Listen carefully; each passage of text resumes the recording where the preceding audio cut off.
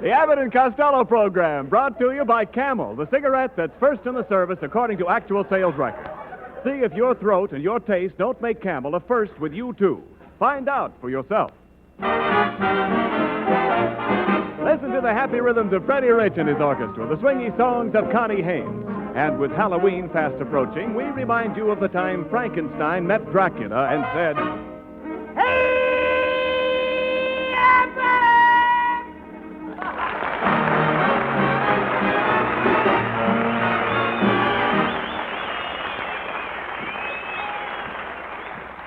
Hey, Costello, where have you been? Where have you been? Why are you all dressed up tonight? Oh, Abbott, I just came from my cousin Corporal Hugo Costello's wedding. Oh, so your cousin Hugo finally got married, eh? Yeah. Who did he marry? Who did he marry? Yeah. He married a woman. You dummy, of course he married a woman. Who ever heard of anybody marrying a man? My mother did. Oh, no. Talk sense. Did your cousin Hugo have a military wedding? It must have been. Her father was carrying a gun. Well. Well, I hope Hugo will be very happy. I think he will, Abbott. Marriage is so romantic. So it Just is. think, his ration books, her ration books, Yes. lying side by side on the kitchen table. Yes. That is... Side by side. Side by side. Ration books. That is romantic. Ration books side by side. Yes. That's the biggest hole I'm going to drill right here with All right, that wait a clamp. minute. There's no more, I'll guarantee you. Hey, wait a minute. Look. Either you do or you don't. All right, look, Lou. Look, by the way, who gave the bride away, Costello? Huh? Who gave the bride away? Well, let me see. What page are you on? No, never mind. Who gave the bride away? That's what I said. Don't you know? It's your own cousin. Oh, nobody. Nobody. No, I could have, but I cut my mouth shut. Oh, no. No, Costello. I mean, who led her down the aisle? Nobody let her. She knew the way blindfolded. Look, Costello, somebody had to lead her down the aisle to meet her spouse. To meet her what? To meet her spouse. Hugo is the spouse. Are you lost now? No. No, don't you understand? A spouse. Her spouse. Now, just a minute. Now, I wait a got minute. it. Just a minute. Hugo is her spouse. You can't call Uncle Hugo a spouse. He never touches the stuff. No, I don't. Okay. Then we'll say Hugo was the groom. That's better. He was a groom before he got married, too. Oh, now, wait a minute. How could he be the groom before he got married? He took care of the general's horse. Well, skip it. Okay. Never mind. Look, how did the bride look, Costello? Was she wearing a corsage? Abbott, how can you ask me such a thing? I'm only a young boy. Oh, now, look. I'm only asking you if the bride wore a corsage. No, with her shape, she didn't need one. No. Look, Costello, you saw the bride, didn't you? Sure. Well, what kind of clothes did she wear? Oh, she had a beautiful torso. Torso? Yep. Every bride has to have a torso. No, Costello. You mean trousseau. Did you see her trousseau? He wasn't there. No. Who wasn't there? Robinson Trousseau. No. Listen, Costello, You're talking like a kid. No, I'm not talking now. Well, listen, I'll explain it to you. When the bride came into the church, did you notice her train? What train? She drove up in a second-hand Plymouth. No. I'm talking about the train on her dress. Now, with every bridal dress, you get a train. What store is giving those away? I bought a suit once. I got a baseball bat and a catcher's mitt, but I never got a train. No, Costello. All right, no. Will you please listen? What a joke. Yes, when the bride walked into the church... Now, listen to me, please. When the bride walked into the church, was she dragging anything behind her? Yeah, my cousin Hugo. No. I'm talking about her dress. Did you see that long white piece of goods hanging from her dress? Oh, yeah, I saw that. Well, that was her train. That was her train? Yeah. I tripped over that thing and tore it off. You tore off her train? Yep. How did the bride look without a train? She looked like a late freight with a loose caboose.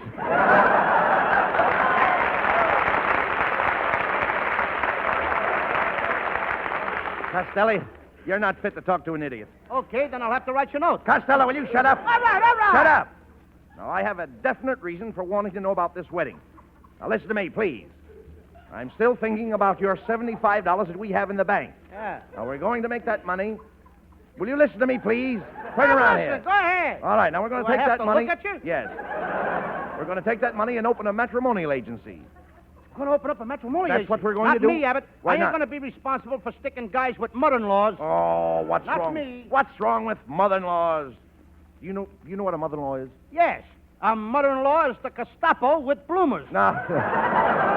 But, Costello, think what a wonderful thing it would be to bring people together. Why, marriage is a wonderful thing. Maybe, but I don't like the part where they throw the rice.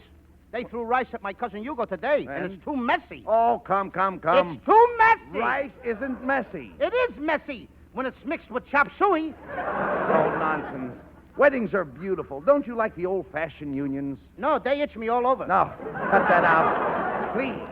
Your underwear doesn't fit our conversation. My underwear will fit anything. My underwear will fit anything, except me. All right, look. Where am I? I don't know where you're at. Costello, there's no use arguing. I've made up your mind. Well, you always do. Now, look, here. We're going to take your $75 and open a matrimonial agency. Now, look, you know we can make a fortune by uniting people in bonds of matrimony? The bonds of matrimony? Sure. Are they anything like war bonds? No, matrimony has nothing to do with war. That ain't the way I heard it. And besides, Abbott, where are we going to get any customers? A guy has to be making a lot of money nowadays in order to get married. Oh, that's ridiculous. Do you know what I was getting when I was married?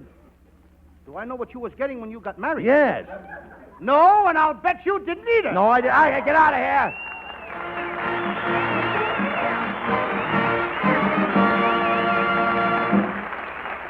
In Saipan, one Marine says to another, "Hey, Joe, you got a camel?" And his pal says, "Sure," and hands him one. The same thing happens on an aircraft carrier off the Philippines and in the fighting beyond Aachen.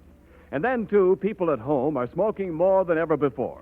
So, unfortunately and unavoidably, there will be times when your dealer has to say to you, "Sorry, no Camels today," when you ask for them. But remember this.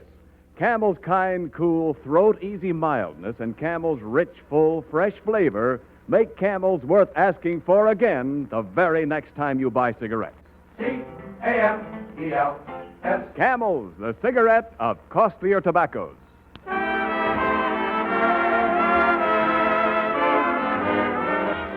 Inspired by Lou Costello's matrimonial venture, Freddie Rich and his musical matchmakers play The Very Thought of You, featuring the trumpet of Paul Giles.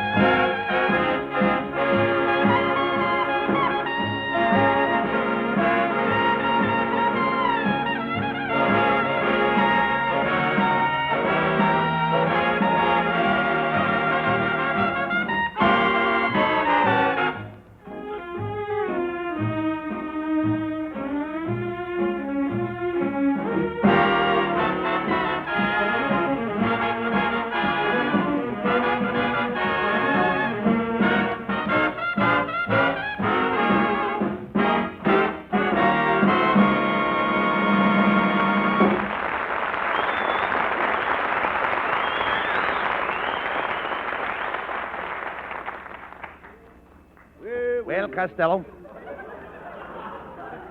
Well, here we are in our own office.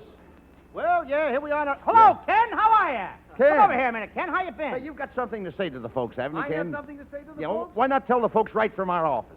Well, now, I don't have anything to say right Well, here. then get away from the What are you mic. doing in the office? I'll come This is back. a brand new Abbott, office. Continue. Yes. How do you like the office, Lou? How do I like the office? This is our new matrimonial agency. Everything is laying around the office here. Yeah. Look, Abbott, What? who painted our names on those office doors? I did. You did, huh? You see, on my door it says Bud Abbott, senior partner, and your door it says Lou Costello, Jr. I don't like the way you spell junior. What do you mean? Janiter. Looks like I'm gonna clean up in this business. Oh, come on, Costello. Answer the phone. It might be a reply to the matrimonial ad that I put in the papers this morning. Hello. Abbott and Costello's matrimonial agency. If you furnish the money, we'll get you a honey. Say, do you think you could find me a wife? You see, I've got to have a wife. I've got $2 million. I'll give the girl $1 million, and I'll give you $1 million for your fee. $1 million for me? Oh, boy.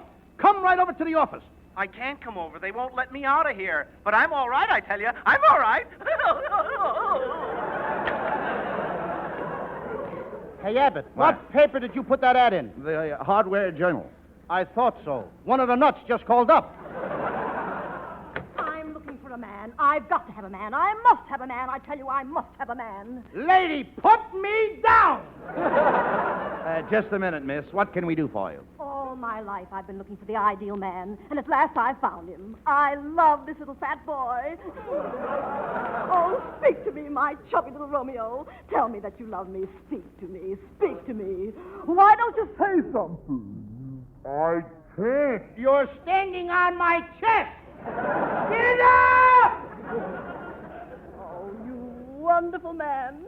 Take me in your arms, my little fat boy, and say that I am beautiful. Go ahead, say it. I don't want to. Please say it. Say that I am beautiful. Okay. I am beautiful. Look, now you made me say look, it. madam, we'll find a husband. Look, we'll find a husband if you'll just answer a few questions. Now, have you ever been married before? Oh, yes. I was happily married for 15 years, but 7 years ago my husband disappeared. I'm afraid the poor man is dead. Costello, just look at this poor woman. Yeah. Her husband is dead. I am looking at her. He isn't dead. He's hiding. Now get her out of here, Abbott. Look, Abbott, please. What kind of a business did you get me into? First a crazy guy calls up, and then a dame tries to run away with me. I'm going back to my old racket, raising pigs. Raising pigs? Yes, sir. I buy pigs in the fall for $2. I fatten them up and sell them in the spring for $2. Wait a minute. You buy pigs in the fall for $2 and you Sure. sell them in the spring for $2? Sure. Well, you can't make any money that way. No, but I have the use of the pigs all winter. Uh-oh. This is probably another customer. Come in. At weddings I am handy. Well, it's our friend Kissel.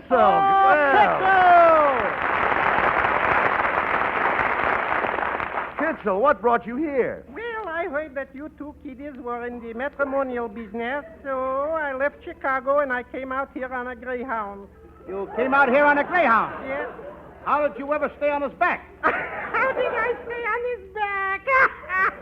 All right. I know you don't like it. I like it. Oh. Yeah, I know. Look, we're very busy, Kitzel. What's on your mind? Well, I would like to have the catering concessions for your wedding banquet because I'm serving the finest food and drink who money can buy. You know, for instance, just look at this bottle of genuine French champagne. That don't look like French champagne to me. Oh, now don't look like French champagne to him. There is the name right on the bottle here. Lucky Laguerre. What's that? Lucky Laguerre. Lucky Laguerre? Yeah. That's Lucky Lager. Lucky Lager. Some foam, huh, kid? Just a minute, Kitzel. How much do you charge to put on these wedding banquets? Well, I don't like to disturb you, but I got two prices for banquets here, $5 and $10. For $5, I throw in the dessert. And for $10? Ooh, for $10, I carry it in. Gentlemen, I have here a sample of my most delicious dessert. It's called policeman cookies. Policeman cookies. Yeah, cupcakes. I suppose you also make affectionate pie. Affectionate pie? That's where the top crust is stuck on the bottom one. That's my line. Oh, I beg your pardon. Costello, look, will you please cut it out? Kitzel is just trying to make an honest living. Yes, that's right, gentlemen, because, you know, I got a very big family to support. Would you believe that right now I got living in my house Uncle Willie and Tilly and a loafer named Billy, Terrence and Clarence, and all my wife's parents, Louie and Fred. They sleep under the bed. Joe and Flo, and on the back porch there's Moo. Not to mention... Bert, Merton, the 2-year-old squirt, Annie and Fanny are sleeping with Granny, Mike and 2 tramps are doubling with Gramps, and old Uncle Abe is sleeping with Baby. It's crowded in more.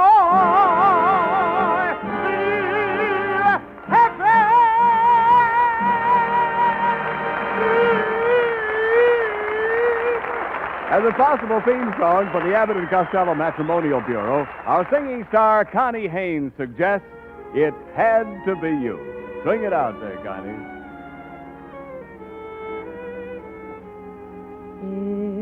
It had to be you.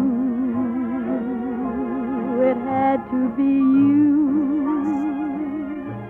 I wandered around and finally found somebody who could make me be blue, could make me be true, and even be glad just to be sad thinking of you.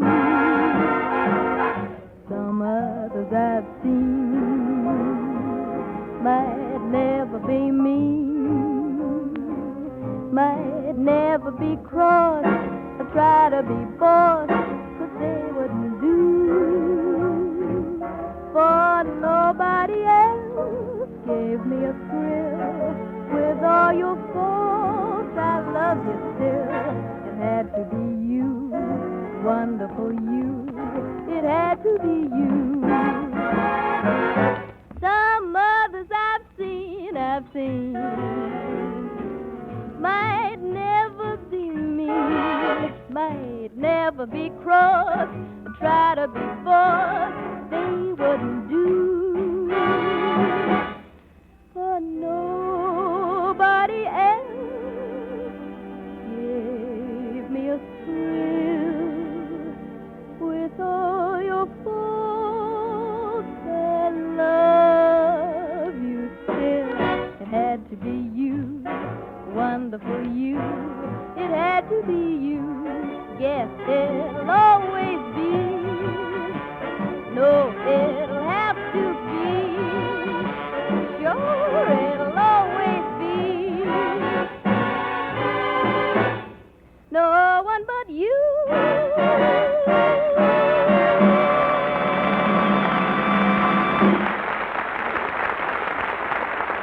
There's a certain young man I wish we had here at the microphone tonight. Maybe you saw his picture on the back cover of this week's Collier's.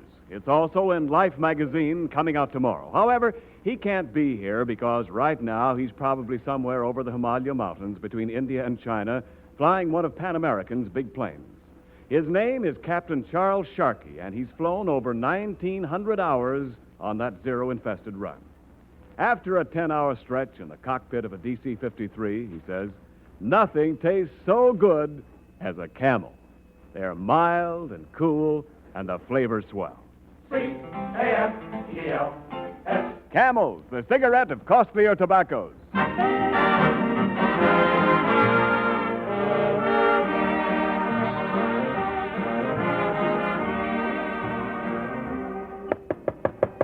Come in.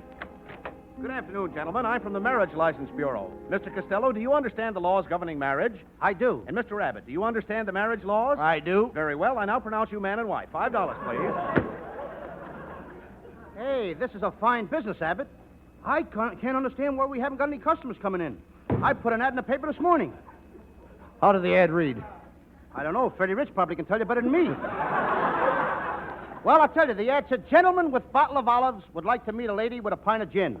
Object, martinis. Oh. Now, you silly dope, not martinis, matrimony. Well, hello, fellas. How's the new matrimonial agency? Well, it's Ken Niles. Yeah, I just dropped over to bring you some business. I have a little niece at home, and she's dying to marry Lou Costello. Oh, why does everybody want to marry me? Sometimes I wish I wasn't so young and beautiful. And All coy, right, look. and charming, yeah, I know all and of debonair. Yeah, we know that. And petite. Yeah, they're petite, yeah. In French, petite. Petite, all right. In Scotch, petite. Petite, all right, look. In Irish, petite. Well, let it go at that, I look. ain't got no more. All right, well, let it go. Look, Costello, Niles' idea sounds like a good proposition. Now, has your niece got any money, Ken? Oh, yes. She inherited a very fat dowry from her mother. We don't care about her sheep. Has she got any money? How dare you ask such a question, Costello? She is a Niles. I'll have you know, we Niles are a proud lot. You Niles are a vacant lot. Now, Costello. Look, are you really serious, Ken, about your niece wanting to marry Costello? Oh, yes, I am. Just last night, my little niece was sitting on the floor playing with her toys, and she looked up at me and said, Lou Costello is the sweetest boy, and I'd like to marry him. Oh, now, isn't that cute? How old is she? 57. But look, Ken, Costello doesn't want to get married, but we'll be glad to find a husband for your niece. Oh, that's wonderful, Bud. She's right out in the waiting room. Shall I bring her in? You better wheel her in. Oh, Poinciana! Or roll her in. Poinciana, will you step in here? Here she comes on the run. She don't run very good. Maybe she needs a grease job. Quiet, Costello. How do you do, Miss... The full name is Poinciana Pigeon-Pigeon. What's the hyphen for? That's for the pigeon to sit on. Miss Pigeon, I'm sure that we can find you an ideal husband. Now, if you'll just leave $100 deposit and one of your pictures... Oh, I'm afraid I haven't any pictures of myself. I did have some taken, but the photographer didn't develop the negatives. He was probably afraid to go into the dark room with them alone. Don't pay any attention to Costello, Miss Pigeon. Just sign the contract here and let us have your check. Not so fast. Before I give you any money, you'll have to prove to me that your marriages are successful. I'd like to see a happily married couple. Who wouldn't? He's just joking. You keep quiet, you mug. He's joking now. Miss Pigeon, if you come to my house at 8 o'clock this evening, I will show you a happy family. Myself, my wife, and our little boy. Oh, this is so thrilling. I'll be there at 8 o'clock. Abbott, what did you tell that woman? You haven't got no little boy. Costello, we're going to put this deal over. Now, I'm going to give your kid brother, Sebastian, 50 cents to pretend that he's my son. If you get Sebastian into this thing, you're asking for trouble, Abbott. He's a pretty nasty little brat. How dare you say that about your own brother? How dare me say that about my own brother? Yes. Because I'm going to play both parts.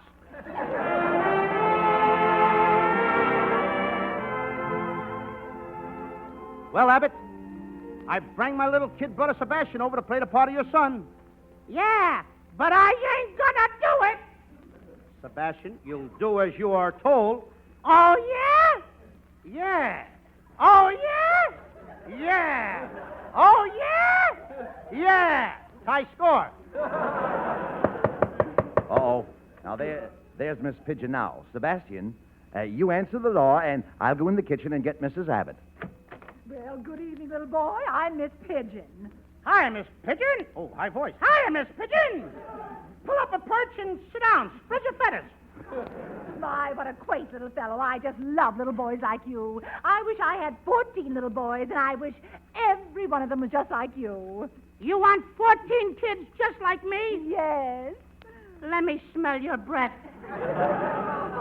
Oh, how cute. Now tell me, my little man, where are your father and mother? They're out in the kitchen passing time. Passing the time? Yeah, they're throwing the clock at each other. Now, Sebastian, behave yourself. Oh, good evening, Miss Pigeon. How you doing? I want you to meet my lovely little wife. Come in here, Snowflake. Coming, Shaky. My, what a happy little family. Mrs. Abbott, do you do your own cooking? Oh, yes. I was just out in the kitchen baking some biscuits. Buddy simply loves them. Wouldn't you like to sink your teeth into another one, dear? No, he'd like to get his teeth out of the last one. Oh, dear little Sebastian, he's always joking. I'll kill that kid. Miss Pigeon, won't you stay for dinner? Here, let me take your coat. Oh, no, Snowflake, dear. That coat is too heavy for my itty-bitty you. Let me take it, Snowflake, dear. Oh, Mr. Abbott, you and your wife are such a lovely couple. I've decided to let your matrimonial agency get me a husband. If you'll get me the pen and ink, I'll make out the check. I'll get the pen and ink. Oh, no, Snowflake, darling. You get the pen. I'll carry the ink. I don't want you to tire your itty-bitty army. I'll help, too. I'll carry the blotter. We'll be right back Oh, my, I've never seen such a devoted couple. You're a lucky little boy, Sebastian, to have such a wonderful father and mother. Are they always this kind to each other? Oh, yes. Did you see the lovely upsweep hairdo my mother was wearing? My daddy gave it to her. Oh, now, how could he give her an upsweep hairdo? He hit her on the head with a broom. Oh, you're so quaint. And he's always buying her presents, too, my mother. Only this morning he went downtown and bought her a beautiful present, a nice new shotgun. Does your mother know your daddy bought her a shotgun? No, it's a surprise. She don't even know she's going to shoot her. He's going to shoot her. Somebody's going to get shot. A shotgun? Oh, my, he's going to shoot her. Oh, this is terrible. You people are nothing but idiots. I'm getting out of here. What happened, Sebastian? Where's Miss Pigeon Pigeon? Pigeon just flew to Coop Coop. What did you say to her? I just told her, I said... The high voice. Oh, yes. I just told her to get the gag. I told her to gag about the shotgun. Oh, why give me 2 parts? Come here, Costello. It's about time. It's about time to teach this kid brother of yours a lesson. He just cost us $100. Do you know that? I'll talk to him, Bud. That a boy. Now, Sebastian, I don't know why I have to speak to you all the time. Every time I get a chance to become a big business maggot, you always have to gum up... That's what it says. You always have to gum up the works. I'm sorry, Louie. Anybody would think that the least you could do is to lend a helping hand to your own brother. I'm sorry, Louie. But instead you continually hold up to ridicule and poke big blotches on my escutcheon. Don't stand there, Sebastian. Say something. Oh, I'm a bad boy.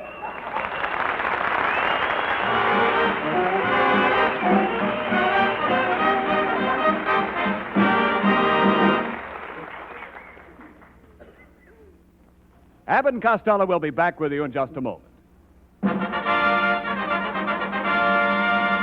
Thanks to the Yanks of the Week. Tonight we salute Corporal Robert H. True of Denver, Colorado, right waist gunner on a Liberator bomber for his heroism in rescuing a combat crew member enveloped in flaming gasoline.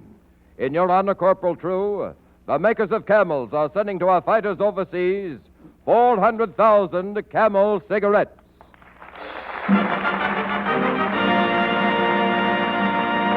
Each of the 3 Camel radio shows honors a Yank of the Week by sending free 400,000 Camel cigarettes overseas.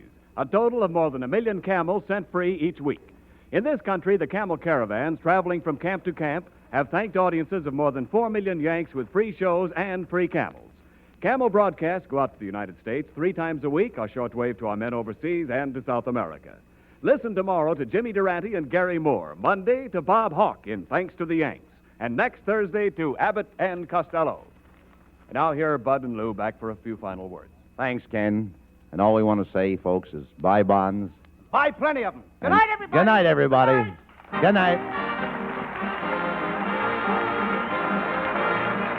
Be sure to tune in next week for another great Abbott and Costello show. And remember, try Camels on your throat and your taste. See for yourself how Camel's mildness, coolness, and flavor click with you.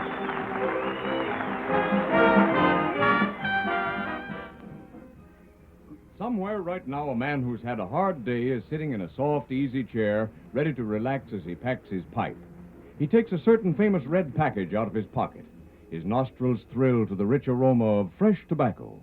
His fingers notice how firm it packs in his pipe bowl. He lights a match and, what a fragrance. What a flavor, too. Mellow and full-bodied, but mild and so tongue-gentle. Someone near him says, "Say, that smells good. What are you smoking?" And he says, "What I always smoke, Prince Albert." Well, that man is really millions of men all over the map, because more men smoke Prince Albert than any other tobacco in the whole wide world. And price as well as pleasure is one of the reasons, for there are around 50 thrifty pipefuls in one regular 2-ounce package. Start on PA today. The Abbott and Costello Show for Camel Cigarettes is directed by Dick Mack, and this is Ken Niles wishing you a pleasant good night from Hollywood.